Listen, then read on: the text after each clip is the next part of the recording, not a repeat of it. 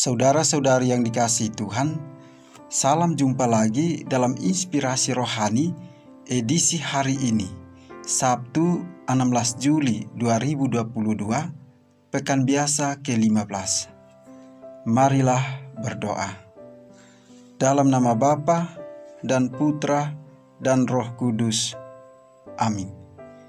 Saudara-saudari yang dikasihi Tuhan, Inspirasi Rohani hari ini diambil dari Injil Matius bab 12 ayat 14 sampai dengan 21.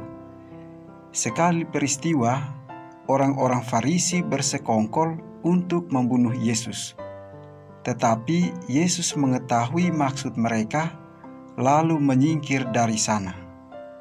Banyak orang mengikuti Yesus, dan Ia menyembuhkan mereka semuanya.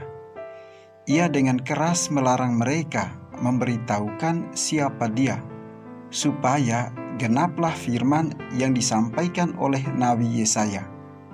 Lihatlah, itu hamba-Ku yang Kupilih, yang Kukasihi, yang kepadanya jiwaku berkenan. Aku akan menaruh Roh-Ku ke atasnya, dan Ia akan memaklumkan hukum kepada bangsa-bangsa. Ia tidak akan berbantah dan tidak akan berteriak, dan orang tidak akan mendengar suaranya di jalan-jalan. Buluh yang patah terkulai tidak akan diputuskannya, dan sumbu yang pudar nyalanya tidak akan dipadamkannya, sampai Ia menjadikan hukum itu menang. Dan padanyalah bangsa-bangsa akan berharap. Demikianlah sabda Tuhan. Saudara-saudari yang dikasihi Tuhan, tentu saja orang-orang Farisi merasa tersaingi dan semakin membuat mereka hendak menyingkirkan Yesus, bahkan hendak membunuhnya. Inilah realita kehidupan yang seringkali juga kita alami dalam kehidupan ini. Jika ada orang lain lebih terkenal daripada dirinya, kalau tidak ia mengaguminya, maka ia akan iri hati, dan kemudian dari iri hati bisa berlanjut hendak menghalangi atau menyingkirkan orang tersebut sampai membunuhnya jika kebenciannya memuncak. Terkadang orang akan iri hati ketika mendengar atau melihat bahwa orang lain semakin populer, maka hatinya semakin panas dan makin tak dapat mengendalikan dirinya, sebab ia berusaha membungkamkan orang yang populer tersebut.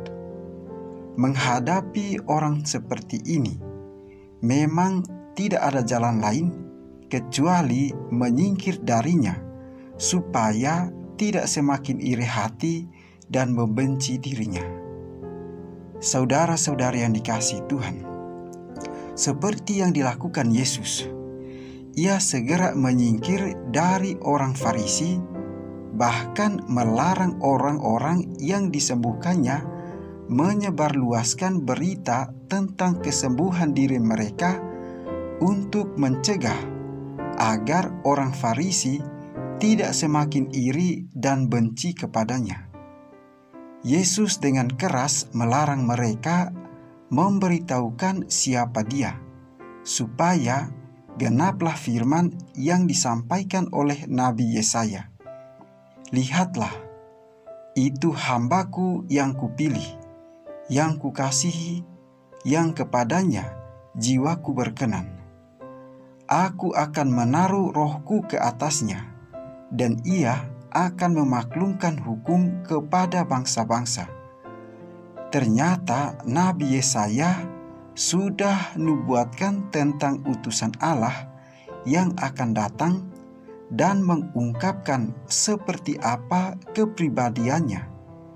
Ia tidak akan berbantah dan tidak akan berteriak, dan orang tidak akan mendengar suaranya di jalan-jalan.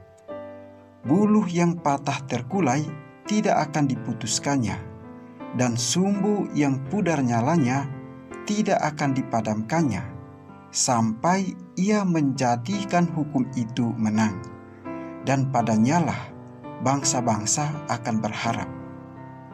Saudara-saudari yang dikasihi Tuhan, nubuat Yesaya tergenapi dalam diri Yesus.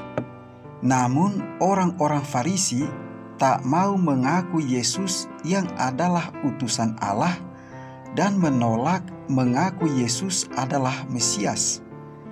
Buluh yang patah terkulai tidak akan diputuskannya, dan sumbu yang pudar nyalanya tidak akan dipadamkannya, tercermin di dalam diri Yesus yang rela mengorbankan dirinya untuk menyelamatkan manusia dari hidup dalam kegelapan menjadi hidup dalam terang Kristus. Kita perlu mencontohi sikap Yesus ketika menghadapi orang yang iri hati kepadanya dan cara mengatasinya. Pertama, Yesus tidak memaksakan ajarannya. Terserah kepada keputusan masing-masing pribadi untuk menerima atau tidak mau menerima ajarannya. Kedua, Yesus bersikap rendah hati meski tahu dirinya diikuti banyak orang. Tetapi Yesus tidak sombong. Ia menyuruh orang-orang yang disembuhkannya tutup mulut supaya tidak membuat orang lain, dalam hal ini kelompok Farisi, menjadi iri hati kepadanya. Ketiga, Yesus tidak berteriak atau berbantahan kepada orang lain, dalam hal ini adalah orang Farisi. Malah, ia menghindar atau menyingkir pergi. Saudara-saudari yang dikasihi Tuhan, semoga sikap Yesus sebagai hamba Tuhan dan utusan Allah menjadi bahan permenungan untuk kita teladani saat menjalankan tugas perutusan kita masing-masing. Marilah berdoa. Allah Bapa Maha Luhur, dalam diri Putramu Tuhan kami Yesus Kristus, Engkau membebaskan kami dari belenggu dosa dan maut. Semoga kebaikan hati dan kasih setiamu ini senantiasa kami imani dan wartakan melalui kesaksian hidup sehari-hari. Demi Yesus Kristus Putramu, Tuhan dan Pengantara kami, yang hidup dan berkuasa bersama dengan Engkau dalam persekutuan dengan Roh Kudus, Allah kini dan sepanjang segala masa.